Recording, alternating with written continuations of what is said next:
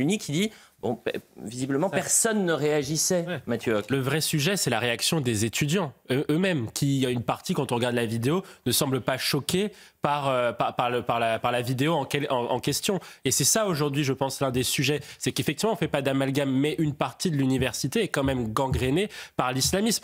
Moi, je vais vous donner un exemple, une expérience que j'ai vécue il n'y a pas si longtemps, parce qu'il n'y a pas si longtemps, j'étais encore à la fac.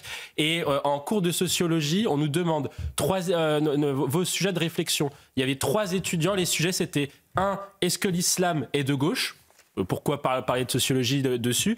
Le deuxième sujet, c'était l'islamo-gauchisme vers un nouveau judéo-bolchevisme par rapport aux fascistes. Et le troisième sujet, c'est le mouvement LGBT dans les pays maghrébins, notamment en Tunisie. Quand vous avez aujourd'hui des jeunes qui se tournent vers ce type de sujet avant d'autres sujets qui sont des sujets plus classiques liés à leur matière, vous avez un contexte, et c'est pour ça que je relance ce qu'a dit Céline, il y a un contexte aujourd'hui dans les universités de pression de l'islamisme.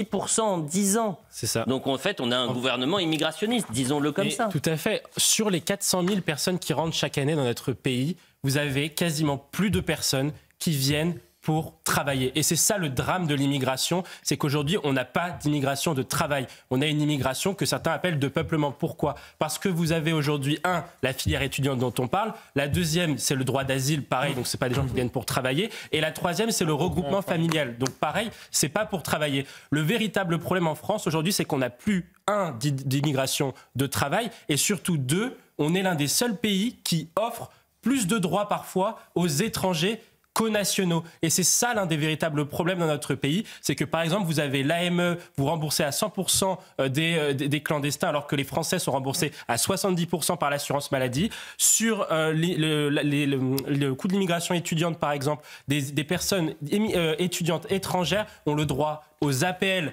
alors que ce n'est pas le cas pour certains Français nationaux. C'est ça aujourd'hui le véritable problème. 1, on accueille des gens qui ne viennent plus travailler. Et 2, surtout, on offre plus de droits aux étrangers qu'aux nationaux. Et on conspue même ceux qui pensent à la priorité nationale, alors qu'on a instauré dans notre pays une sorte de priorité à l'étranger. La publicité, on revient dans un instant.